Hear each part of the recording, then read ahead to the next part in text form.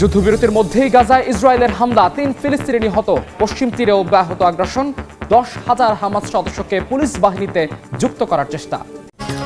এবার আর ছাড় নয়, হামলা হলে আমেরিকা ইসরায়েলকে কড়া জবাবের হুঙ্কার ইরানের। অন্যদিকে ইরানের হামলায় আকাশসীমা ও ভূমি ব্যবহার করতে দেবে না বলে জানিয়েছেন সৌদি আরব। নজিরবিহীন সামরিক প্রস্তুতির হুঁশিয়ারি তেহরানের, জালিয়াত ছাড়খাড়ের হুঙ্কার হিজবুল্লাহর। ঝুঁকি নেবে কি ওয়াশিংটন? ইউক্রেনের বিভিন্ন শহরে রাতভর ড্রোন ও ক্ষেপণাস্ত্র হামলা রাশিয়ার, 3 জন নিহত। চলতি মাসেই 500 কিলোমিটার ভূমি দখলের দাবি মস্কোর।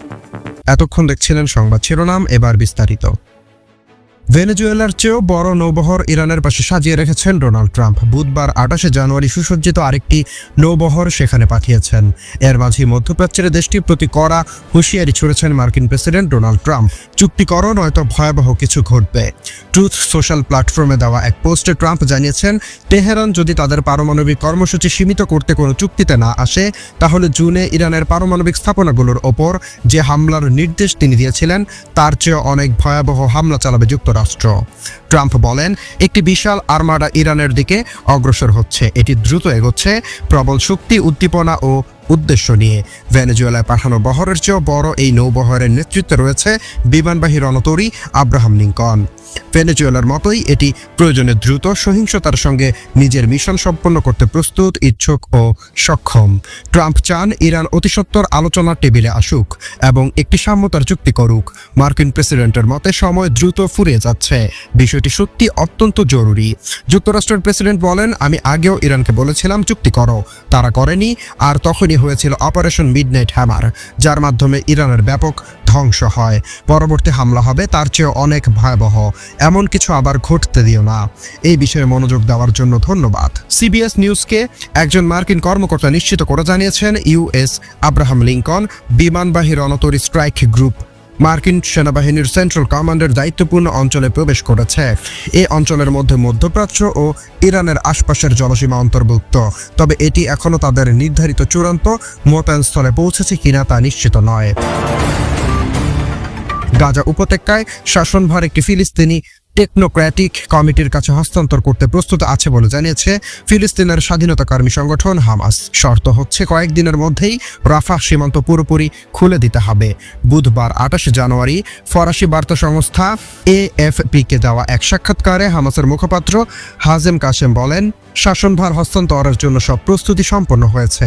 প্রয়োজনীয় কাগজপত্র শেষ এবং পুরো গাজা জুড়ে সব খাতের দায়িত্ব টেকনোক্র্যাটিক কমিটির হাতে তুলে দিতে প্রয়োজনীয় কমিটিগুলো প্রস্তুত রয়েছে। যুক্তরাষ্ট্রের মধ্যস্থতায় গত 10 অক্টোবর কার্যকর হওয়া যুদ্ধবিরতির চুক্তি অংশ হিসেবে 15 সদস্য national committee for the administration of Gaza NCAG গঠন করা হয়। এই কমিটিতে রয়েছে ফিলিস্তিন টেকনোক্র্যাটরা, যাদের দায়িত্ব হবে যুদ্ধ পরবর্তী গাজার দৈনন্দিন প্রশাসন কার্যক্রম পরিচালনা করা। কমিটিটি যুক্তরাষ্ট্রের প্রেসিডেন্ট ডোনাল্ড ট্রাম্পের নেতৃত্বাধীন বোর্ড অফ পিস এর তত্ত্বাবধানে কাজ করবে। ফিলিস্তিনি কর্তৃপক্ষের সাবেক উপমন্ত্রী আলী শাআতের নেতৃত্বে গঠিত NCAG রাফা সীমান্ত খুলে দেওয়ার পর গাজায় প্রবেশ করবে বলে জানা গেছে। হামাসের মুখপাত্র কাসেম বলেন, রাফা সীমান্ত অবশ্যই উভয় দিক থেকে খুলতে হবে।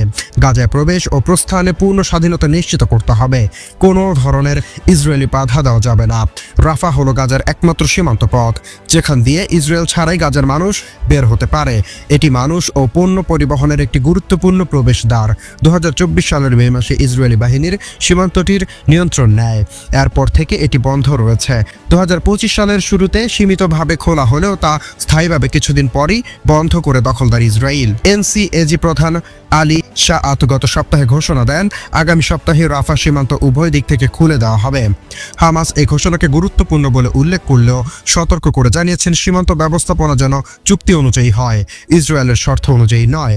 হামাস দাবি করছে, যুদ্ধবিরতির প্রথম চুক্তি প্রথম ধাপে সব শর্ত তারা পূরণ করেছে, দ্বিতীয় ধাপে অগ্রসর হতে প্রস্তুত। তবে পরবর্তী ধাপের গুরুত্বপূর্ণ বিষয় হামাসের নিরস্ত্রীকরণ এবং গাজা থেকে ইসরায়েলি সেনা প্রত্যাহার নিয়ে এখনও কোনো সুস্পষ্ট সময়সূচি বা কৌশল ঘোষণা করা হয়নি। হামাস দীর্ঘদিন ধরে নিরস্ত্রীকরণকে রেড লাইন বলে আসলেও তারা ইঙ্গিত দিয়েছেন যে ভবিষ্যতে একটি ফিলিস্তিনি প্রশাসনিক কর্তৃপক্ষের কাছে অস্ত্র হস্তান্তরের বিষয়ে আলোচনা হতে পারে। তবে এরই মাঝে হামাসের বিরুদ্ধে কড়া হুঁশিয়ারি দিয়ে রেখেছে রেখেছেন ইসরায়েলের প্রধানমন্ত্রী বেনিয়ামিন নেতানিয়াহু।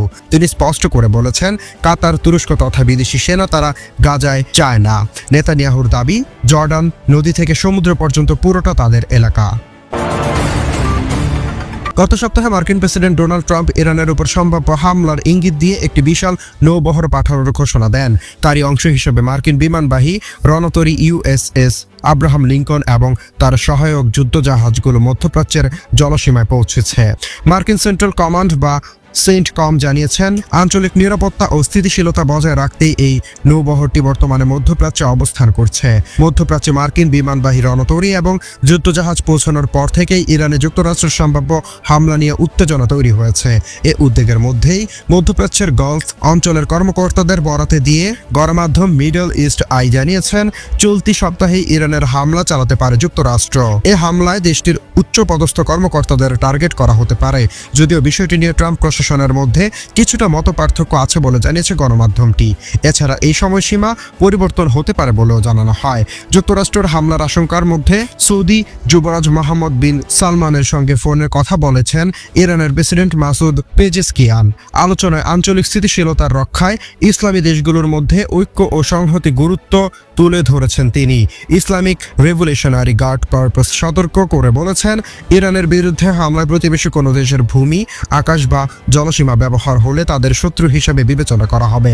মার্কিন বিমানবাহী রণতরী ইরানের জলসীমায় ঢুকলে তা লক্ষ্যবস্তু করায় হুঁশিয়ারি দিয়েছেন এই বাহিনী। একই সঙ্গে ইরানের বিরুদ্ধে যুদ্ধ শুরু হলে নীরব না থাকার হুঁশিয়ারি দিয়েছেন সশস্ত্র গোষ্ঠী হিজবুল্লাহ। ইরানের সর্বোচ্চ নেতার বিরুদ্ধে যে কোনো হুমকিকে হিজবুল্লাহ নিজেদের বিরুদ্ধেই হুমকি হিসেবে বিবেচনা করবে বলে জানিয়েছে গোষ্ঠীটি। অন্যদিকে ইরানে যদি সরকার পতন হয়ে যায় তাহলে নিজেদের সীমান্ত বাফার জোন তৈরি পরিকল্পনা করেছে তুরস্ক। মিডল ইস্ট আই এর আরেক প্রতিবেদন অনুযায়ী ইরানে যে কোনো কিছু হতে পারে এমন আশঙ্কা মাথায় রেখে প্রস্তুতি নিচ্ছে আঙ্কারা। বৈঠকে থাকা এক সংবাদ সংসদে বলেছেন, ইরানের সরকার পতন হলে সেখান থেকে কোনো শরণার্থী যেন তুরস্কে প্রবেশ করতে না পারে।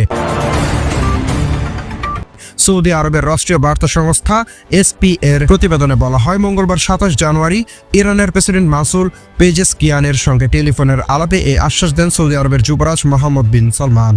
প্রতিবেদনে বলা হয়, টেলিফোন আলাপে সৌদি যুবরাজ আঞ্চলিক নিরাপত্তা ও স্থিতিশীলতা জোরদারের সংলাপের মাধ্যমে মতপার্থক্য দূর করতে যে কোনো প্রচেষ্টার প্রতি সৌদি আরবের সমর্থন পুনর্ব্যক্ত করেন।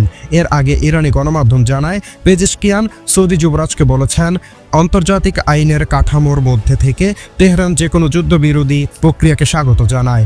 এর আগে সংযুক্ত আরব আমিরাত UAE জানিয়েছে, ইরানের বিরুদ্ধে কোনো শত্রুতামূলক সামরিক কর্মকাণ্ডের জন্য নিজেদের আকাশসীমা, ভূখণ্ড বা আঞ্চলিক জলসীমা ব্যবহার করতে দেবে না তারা।